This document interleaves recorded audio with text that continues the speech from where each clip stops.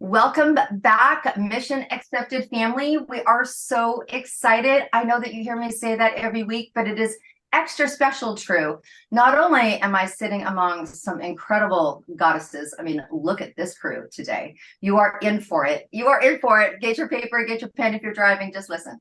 But I have a great celebration. I have a great celebration. Apparently, we've been there for a while, but we just found out that we are in top 5% of all podcasts. So thank you, thank you, thank you, thank you, thank you. We are so favored by you being our audience. So thank you for sharing. Thank you for all of our podcast guests. It's been incredible. We're well over 360 episodes. I mean, seriously, what is wrong? What is wrong with us? It's fantastic. So that is a major celebration. We have a group of people that are on that are not just amazing people, really good humans. I know a lot of these people do a lot of incredible work. Entrepreneurs for sure, but this is a group of powerhouse authors. I would even go as far to say is on the edge, trailblazing, pushing boundaries. I know some of these people. I know how they rock and they roll. And so we are going to dig in a little bit. If you are an entrepreneur or you are an author or you're thinking about being an author or you have a book that hasn't reached its potential because you didn't know how to get it to reach its potential, then we're going to talk about that today. So I'm going to go around the room and I'm going to let these incredible women introduce themselves. And then we're going to get right into it because I know that you want to hear it. So Liv, I am going to start with you. Our London is in the house and it is late in the afternoon. I got to tell you, we're shooting late. It Trish is is up that time early, for you're me. up late, you're dedicated. This is what entrepreneurship is all about. So could you please introduce yourself, tell us the name of your book, and tell us what your book's about. Now, some of these authors are writing their book. They're in the writing process. Some have finished. Some have done 20 books. So we're going to hear from all different perspectives today. So Liv, please share with us. Yeah, so I'm Liv McBride. I live in Liverpool in the UK. I'm interested in lifestyle medicine, so I'm qualified in lifestyle medicine. And my book is called Reversing Disease Without Drugs. And it's for anyone who's, confused, overwhelmed, feeling stuck with their health. So many people get handed a diagnosis and they're told that that's just how it is now. But that couldn't be further from the truth. Most chronic disease is reversible naturally with lifestyle changes. And that's what I'm going to share in my book. So, in there, I explain what's happening in your body, show you the 6 areas of your life that you can make powerful changes to turn things around. And I'll be sharing my recovery system, which is a powerful framework that you can follow. Nice. Oh my goodness, I can't wait. I can't wait. I can't wait. I think it's such an exciting time. All right. And I'm going to go to the opposite side of the world or down to the side of the world. And Trish, nice to see you, my friend. Hi, Deb. Thanks for having me here. My book, as you might be able to see there, is called Forever Changed by Suicide. This is a compilation book that I facilitated. It's one of 22 books that I have. And this one is very close to my heart. Uh, in 2007, we lost our son, Craig, to suicide. It's not something people talk about very much. And I'm very, very passionate about remembering my son and encouraging people to remember those who they may have lost. So I facilitate this book to give people the opportunity to share their stories. Some of the people in the book have lost people. Some have gone through that journey, and some of the authors are people who help people. And this book has been causing a lot of ripples, which is really close to my heart because it's what I wanted the book to do. So it's my Oh, book, Forever Changed by Suicide. thank you so much. So much good work. And I'm sure Trish will talk about her other 21 books. I mean, seriously, incredible. All right. And Avery, over to you. My name's Avery Crumrine. I'm the author of Intention into Action, which just hit bestseller about a month ago. My book is all about the difference between knowing what you want to do and then actually following through on it and getting the results that you're wanting from making that original intention in the first place. I ended up writing my book because most people don't struggle with the lack of goals or ideas. They struggle because life gets busy, motivation fades, and those intentions never become results. So I share a lot about my own experiences growing up with entrepreneurial parents, starting my first business at 10 years old, and what I hope for people to take away from those as well. Fantastic. I mean, I'm hoping that our listeners have just heard from three different people with three completely different paradigms in relationship to context. And I truly believe after spending 15 minutes with somebody, whether it's a cup of tea or a martini, there's a story in everybody. And I think it's so important for everyone to remember that how they tell that story, if they choose to put words on paper or speak it off a stage, that stories and what we hold in terms of wisdom is so critical to share, right? I mean, they were putting it on walls at one point, so we've got these great tools. Why not utilize them? All right, Stacy, over to you, my friend. It is a joy to be here. I'm Stacy Hall, and for many years I've been on a mission to elevate the reputation of the sales industry. And each one of my books, this is my fifth, Selling from Your Comfort Zone, has raised the reputation that much more.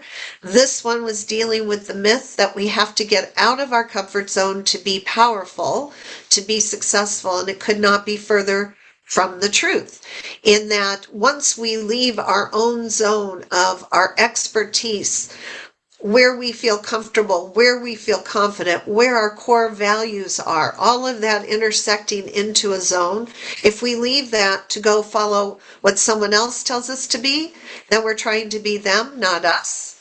And that is how we wind up creating pushy, spammy salespeople, because they're not treating others the way they want to be treated themselves. Wow. Oh, I'm going to get a copy of all of these. All right. Nancy, please share.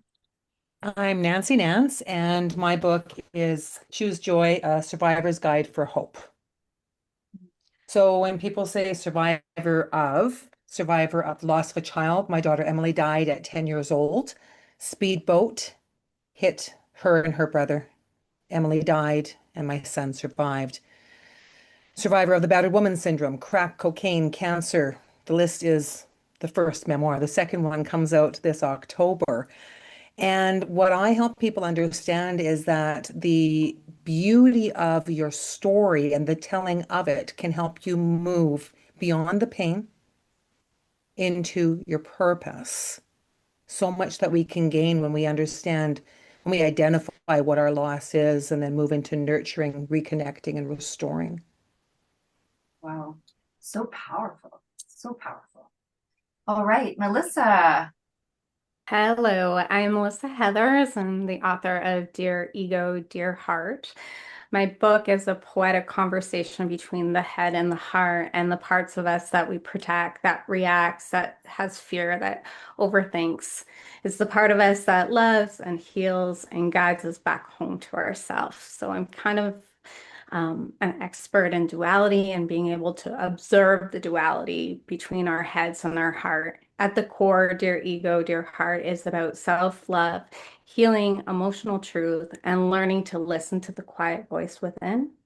I wrote this book for someone who has ever felt torn between who they are, what they've been through, and who they're becoming. So it's just a reminder that healing isn't always loud. It's sometimes the gentle conversations that we have within ourselves. Beautiful. Oh my goodness. Now let's talk about, so Liv, you're probably in this process. Let's talk about the process of writing. What that took, how long did it take you once you started to write it? What was it like when you were writing your book? And to share, because we know that many great books don't hit great audience because sometimes the marketing isn't something that people think about. But while you were writing your book, was there things that you were looking to do or that you were doing that gives value to the audience listening today that wants to do theirs? Because everyone who braves up to write a book hopes more than, one or two people read it or that makes impact. So Liv, I'm going to start with you. I know that you're in that process. So maybe share just how long that process has been going for you, and for everybody else, how long it took, and then just something about that process, and then the marketing piece. Yeah, so I'm still in the writing phase of the book, as you said. So really what I'm focused on right now is just, trying to write consistently each week and letting the ideas develop properly. And the idea for the book started, I'd say, about 4 years ago. But, you just you have this seed, and then it starts to grow in your mind. And then, now I've got this huge thing that's just bursting to come out of me. So that's what I'm sort of focused on right now. But at the same time, I am trying to start work on the marketing, because I see it as something that has to start long before the book is finished. And I'm appearing on podcasts, and I'm trying to share insights on social media, talking openly about the themes in the book.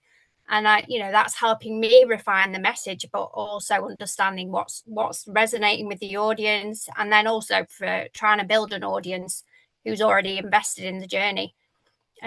So the writing and the marketing are happening side by side, and I think that's been actually one of the most energizing parts of the whole process, because the more I talk to people about it, the more excited I become about sharing what I know.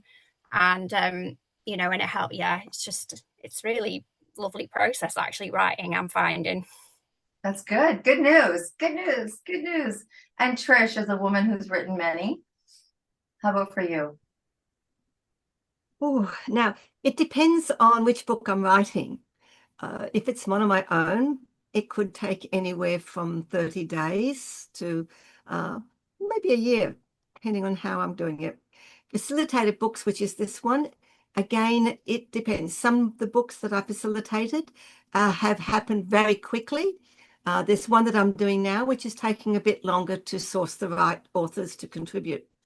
This one came together fairly quickly, Forever Changed by Suicide. It was finding the authors, and they were surprisingly, a lot of people put their hand up to go into the book. And I think it was because it came out at the right time. This book's been out 5 years now. And when all my books, my marketing starts from pretty well the time that I start to write, because I put it out there. I let people know. And some of that's accountability, because if I let people know I'm writing a book, they come back to me and ask me, when is it going to be finished? When is it ready? Keeps you accountable, people. Keeps you accountable. And my marketing, it's social media, it's word of mouth, it's my groups that help me to keep on track. So Thank you. Thank you for sharing. Avery, and what about for you? Your writing process and marketing? Yeah, so I ended up having the idea to write a book, and then about a week later, I had um, actually committed to writing the book, and I was like, okay, this is actually real, this is happening. And then from that point of, oh, I'm committing to writing a book, the manuscript took me about 2 weeks to finish. I didn't have my business yet, so I wasn't as busy. I ended up writing a few hours a day. And finished my manuscript in 2 weeks. And then I ended up doing formatting and layouting myself, which I thought was the hardest part of actually doing a book. And that took me a few weeks. So I ended up finishing it all around a month, and it came out. And I ended up, I actually did get pressured to market during writing it. But I feel like there's like a misconception around that, because a lot of people think, oh, to like hit bestseller, like you need to do the pre-order sales and everything, because that's like the easiest way. But I ended up actually not making a goal to hit bestseller until like a few months after my book published. And it ended up being completely fine. So I actually didn't do any pre-marketing for my book because I didn't want to slow down the process of the writing. Perfect. I love all these different approaches and different experiences. Stacey, how about for you? What was it like? Well, the 20th anniversary of my first book, which is traditionally published with Barrett Kohler Publishers, was coming up. And what it didn't have in it was social media. So I had been teaching and training through all these years. And I went to the publisher and said, let's update Attracting Perfect Customers. And my publisher said, no, I want a whole new book. It got to be, no. And then, as has happened with each of my books, I received unexpectedly a divine download of very clear what the chapters would be. And I sat down, and so maybe I didn't write it. I don't know who wrote it, but it started to get written. And with traditionally published books, it can be 2 to 3 years, but this one came out within about 9 months. And regarding marketing, I'm going to say this to everyone. These days we know about summits and getting people involved, but back then, no, I was one of the groundbreakers. I like to give other people's voices into my books, even if it's not a collaboration book. So that is part of the marketing process, is who can I feature in my books who will want to talk about my book when it comes out. Beautiful, beautiful. And Nancy? Wow. 13 years it took me to have the courage to literally put the pen to paper and begin writing. I've been in lots of anthologies. Anthologies was a starting point, right? One chapter, one step at a time. And, hey, can I buy your book? I'm like, it's not my book. All right, it's not my book until I said, I can't hold this back any longer. And then the marketing. I've been doing podcasting throughout. It was the way that I was able to begin to articulate my voice. So a lot of marketing that way. The publishing company that I went with was the same as the first anthology that I wrote in. So I had a relationship with Becky and she helped me with pre-launching and endorsements, all of that beauty. And then once the memoir came out, it was about, hitting the pavement, public speaking, bookstores, I mean, vendor events, anything and everything that I could to get my legacy statement out there. Um, it's the pitfall of publishing and the beauty of it, right? Because we get to go out there and have fun and be completely rejected in the same breath. Right? It's harsh, right? Like it's not for the weak. It's for the warrior. So there you go. There you go. All right. Thank you. And Melissa, what about for yourself? Thank you for saying that, fellow warrior. For me, it took 4 years to write Dear Ego, Dear Heart. It wasn't really just a writing book. It was a healing and transformational journey. And I really needed time to process how I seen the world, the things happening around me, time to grow and become a different version of myself before I was really ready to write that book. So when I was writing it, I wasn't really thinking about the marketing at all. I was writing from my heart in a place of healing and transformation. But once I finished it, I realized the message was bigger than me. And I saw how writing can help others. And writers were thought leaders, just in a different format. So I really wanted to help others hear a message that they might need to hear to help them evolve. And really, that's when my world changed. So to put it in perspective, I did everything alone, everything myself, from publishing to the book cover to promoting it. Yeah, so marketing was new. My world changed a lot in the last year, thanks to stages like this. Beautiful. So let's talk about the book launch. There's so many different ways to have book launches. Some people do, some don't, some have 10. I probably fall in that category. I just came off the road from being on one. It was incredible. But let's talk about the book launch, because there's many different ways to do it and many different philosophies around book launches. And I'd love for you to hear, I'm going to combine a couple of questions together here. I'd love to hear if you've done one. What did you do that you found was successful and satisfying? What did you do that maybe didn't, that you wish you could have done differently? Because this is not only just sharing that, it's sharing for your fellow authors out there. And what's your philosophy around book launches? Is it a one and done? Do you do it every year? You had a 20th anniversary, Stacey, maybe you did something. But all these different ideas are so helpful to the entrepreneurs that we're sharing with, right? So Liv, I'm going to go back to you. I know your book is in motion. Yeah. Book launch. So I'm still in the writing phase. So I haven't done a formal launch yet, but I am trying to sort of like lay the foundations for one.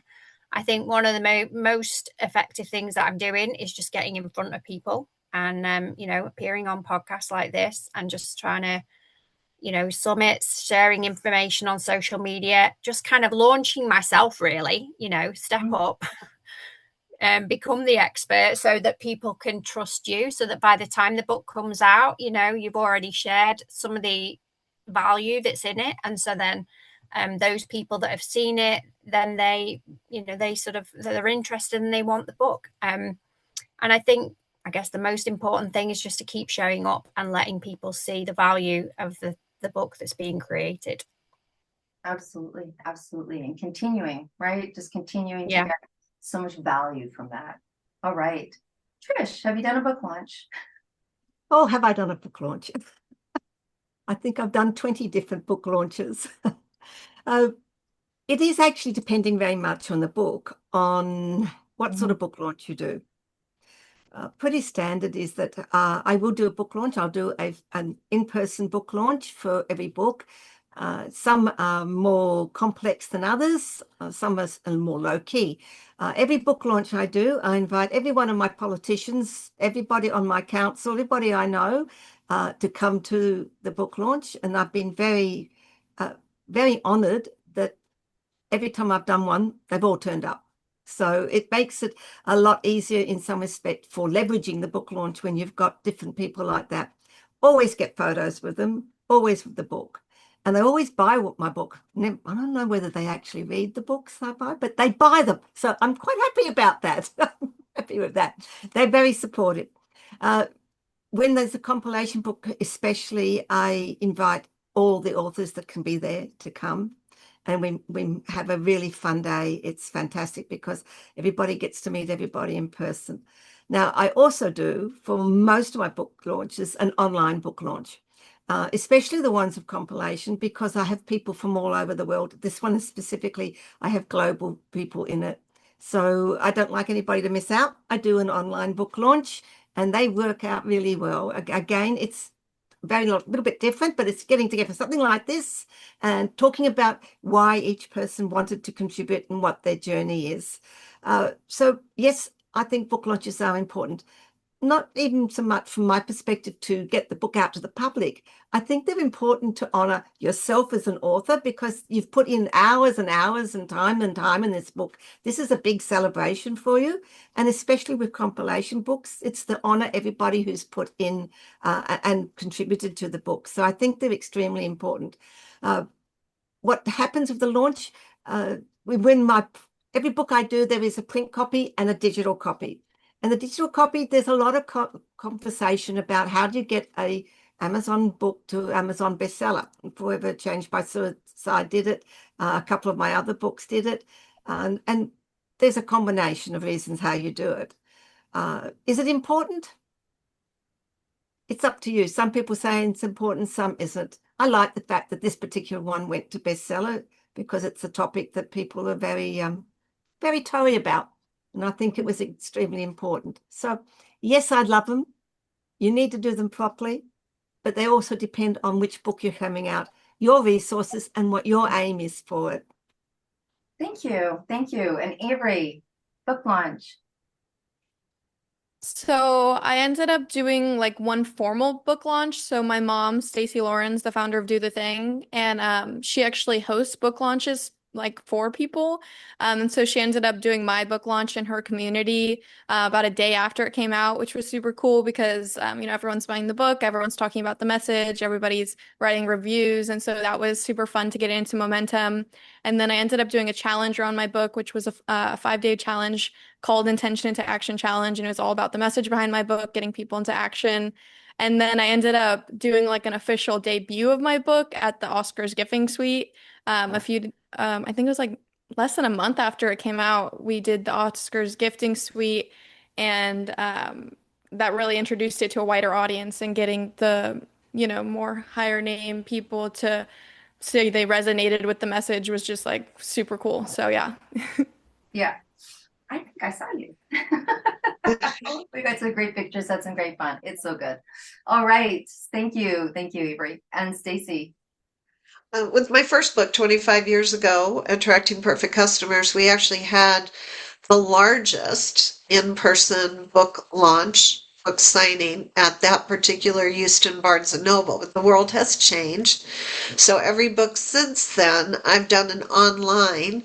And because I do feature people in my books, whether it's an anthology or solely written, I bring those folks in and we share value. It's more like a workshop than it is a book launch. And that is to be able to give people value for their time and then ask them if they enjoyed that, would they like to purchase the book?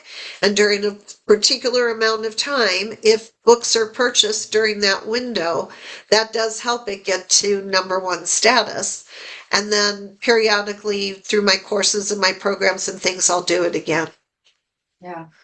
Beautiful. Thank you. And Nancy. Wow. It's interesting because now I'm thinking back to those days, right? Like it's been almost 2 years since I went about that process and getting that gold star. I'm competitive and I wanted my star, right? Like it was my Hollywood star and I worked very hard to get it. Do I want another one? Heck yeah, I want them all. For me, it's all about world domination. I have a story to tell. I have a legacy to share. And I'm blessed to have a really cool community of people I work with. My coach, I'm on a call soon, so he's being patient and kind. And my last memoir was a soft memoir. Even though I talked about the battered woman syndrome, cocaine, crack, hard subjects, it was still a very soft and vulnerable story, which I appreciate. So it was more of a soft out there. I went and I spoke publicly, and I was terrified. I mean, I was pee your pants terrified. I was so scared. This time around, again, through coaching, I'm a coach and I'm coachable. I got a tattoo on my wrist that says DGAF. If you know what it means, you know what it means. If you don't, you don't.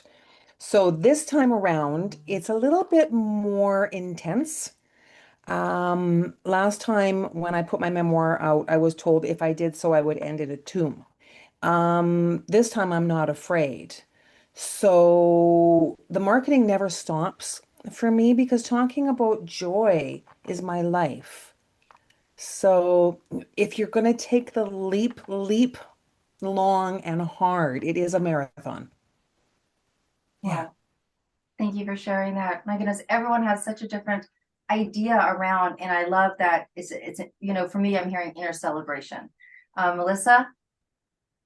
Yeah, my formal book launch happened on the Mission Accepted 262 stages. It was like a powerful, joyful moment for me. I just felt so loved and so supported. But before I ever got there, it started kind of with believing in the power of words and healing and the message that needed to be shared. So I began marketing it myself through conversations and podcasts and lives and whatever I do on social media, which seems to be a lot these days. Um, Started reaching people internationally. And then one of the biggest moments for Dear Ego, Dear Heart was a few months ago. It was celebrated in Indigo with a book signing and a book launch, and it was consigned right away. I have my second book launch coming up with Indigo in July, and I'm continuing the journey because I'm so passionate about books next month as well, and going into trade shows with book expos. And so I feel like that's a mini book launch because you're at a trade show and you're talking about authorship. So yeah, stay visible. Absolutely it is. Absolutely it is. So what I'm hearing is that no matter what you do, I think at least having that inner recognition. And there's so many different ways to launch and things that are important to you, and the intention, like you said, Trish, I think is important to achieve with the words on the page. I'm a believer in all of it. I'm a believer in all of it. I just came back from Indigo, and I have to say, one of the beautiful things about the live event, and goodness knows I do a lot digital, one of the beautiful things is a woman walked up, it's a compilation, and it's 262 women, and some of you know, because you're in it. But it was really interesting to just be there. Same thing, we're at Indigo. For those of you that don't know, Indigo is the Barnes and Nobles of Canada. They have a relationship. Same. And it was her, she literally read everyone's story. She was reading everyone's story, stopped, Googled everybody, went through it. I was like, wow, I haven't heard that before. And she was just transformed within the first like 20 people. And I think sometimes it's really important in that live space. I mean, yes, it was great to sell books. Yes, it was great to this. Yes, it was great to that. But the live space where you hear the impact, I think that's one of the most beautiful things that I think about book launches, because you get to see your work in action and you get to hear the impact it's making. That's at least my experience. I'm going to kind of just shift gears. I know that we're coming to a wrap up, and I want to ask you, so we've talked about marketing, we've talked about book launches, we've talked about the writing process, we've talked about your books, what it was, why it was. I want to ask you if there's been a magical moment. I just kind of explained a magical moment that I had sitting here listening to this woman honestly vibrating from her experiences of reading all of these incredible stories. We ended up spending a couple days together. I mean, literally, I didn't know her beforehand. Okay, so I've had many magical moments, but that was my most recent.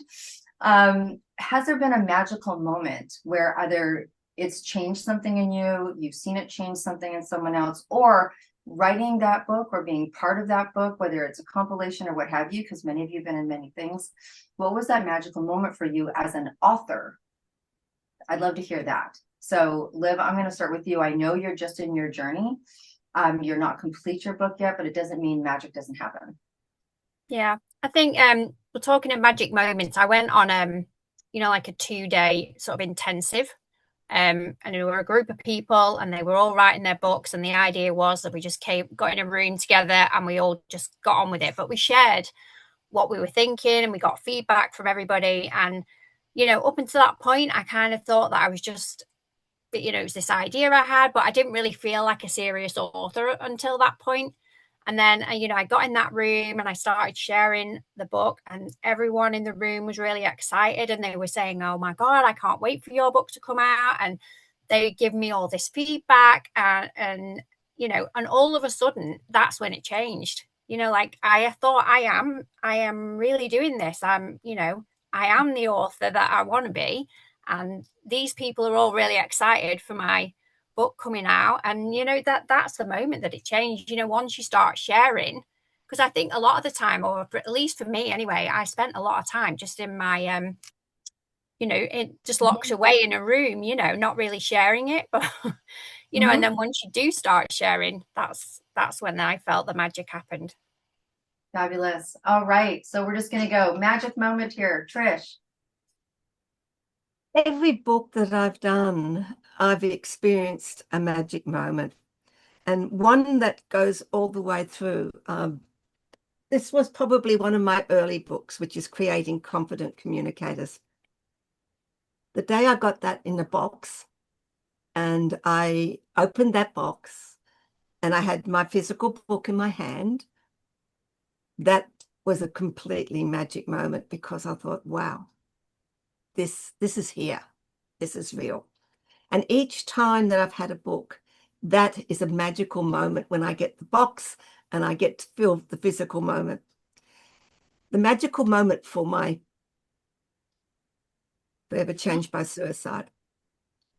About a month ago, one of the people who bought my book, I was talking with her and she said,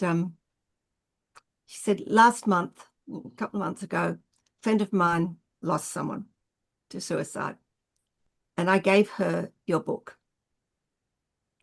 She came back 2 months later and said to me, "Thank you so much for that book, because it helped me when I needed to have something." And she said that to me. And I guess that was the most magical moment for my Forever Changed by Suicide, because that was the moment that verified why I wrote the book, why the people wrote the book, and why I want it out there for that ripple effect. So when someone comes back and says that about a book you've written, that is an ultimate magical moment. And I hold those magical moments very deep in my heart, because that validates my writing, validates everything I do, because it's not about me. My book's always about the people out there. My speaking's not about me. It's about the people out there. And those are the magical moments that validate that. Thank you. Thank you. And Avery. I think for me, my magical moment, it was like, it wasn't just seeing the book as a product, but being able to like see it as a message. And like, it was just being able to impact people's lives through like podcast interviews, speaking engagements, conversations with even people who are aspiring to be authors, and knowing that I can help them in some way, I think is my magical moment. And now being able to, I was at like a mastermind, and I don't know, it like clicked for me that now I can help people start doing this, because I ended up doing it by myself. And so now I help people write and publish their book in 45 days. And being able to see like someone go from like 6 years of like wanting to write a book, and now they have like the book in their hand, I think that's like probably one of the most magical moments for me. Awesome. Thank you so much. And Stacy. I've been blessed to have many magical moments in writing all the books. Thank you to whoever helps. But I will say that every time I receive a question from somebody related to one of my books is a magical moment because it means they actually spent time with it. They're actually considering it, and they're wanting to engage around it, and that to me is magic. It's not sitting on someone's bookshelf, it's actually being used. Beautiful, beautiful. And Nancy, for you, magical moment. Magical moment for me was when a mom reached out to me and said, I finally found the words to explain why sorry for your loss is unacceptable. You lose a backpack. You lose your phone. You don't lose a child. You don't lose someone that you love. In helping her understand the importance of those words and why they were like razor blades down her back, and the beauty of the opportunity to offer other words. I'm sending you love, sending you strength, sending you courage. No more condolences, right? Please stop using auto-populate when you're sending a message on Facebook. Yeah. Thank you. That's a powerful magical moment. And Melissa, magic. For me, I think it was the writing process because I was transcending and ascending and coming back home to myself. And I just remember feeling like a hub, like I was channeling something higher than myself that needed to be put out in the world. And every time I would write an insert, regardless if it made sense to people or not, I would just be grateful to the higher powers, God, whatever you believe in, that this message is coming through me. And yeah, that's kind of my writing journey. Downloads through whatever wants to come through me. There's so many magical moments. I mean, if you're out there contemplating doing a book or your next book, or questioning at all the power of your book, or you've had a book sitting in a case under your desk, or you haven't revived it, it's like people, oh, I wrote a book a couple of years ago or 5 years ago. Like, if it's still not impactful, I don't believe that to be true. I've seen people put life into books that have just kind of sat on the shelf because they either didn't know marketing, or they didn't have someone help with marketing, or they just moved on to other things, right? So I'm gonna wrap up. I had some great magical moments. For me, it was around my kids. One was funny and one was just recent. I was just at my daughter's house at a trade show for my son, and I just happened to put something back on her bookshelf, and my book was there. And not that that sounds shocking, but my daughter is a minimalist. And so it's shocking. I was like, oh my gosh, it's there. Even though she's in it, doesn't matter. So that was really nice. And then when we hit the numbers that we hit, when our book hit, the numbers that everybody wants the book to hit, and we were under biography, and we outdid Steve Jobs' book. So I remember calling my son, who was driving. He was a passenger, and I said, oh my gosh, our book just surpassed Steve Jobs. And the thing out of his mouth was, how many millions do we have? I was like, that's not quite what I meant. But anyways, he was just so excited and so elated. I think, when you have, pride that comes from your children for doing something. So yeah, he was very prideful. He thought we were rich, but he was still very happy. Those kind of moments. And I know that all of you have had so many moments, not just in writing and not just authoring, but in your messages, in your movements, in your stage presentations, in speaking and trade shows, and all of the things that we do.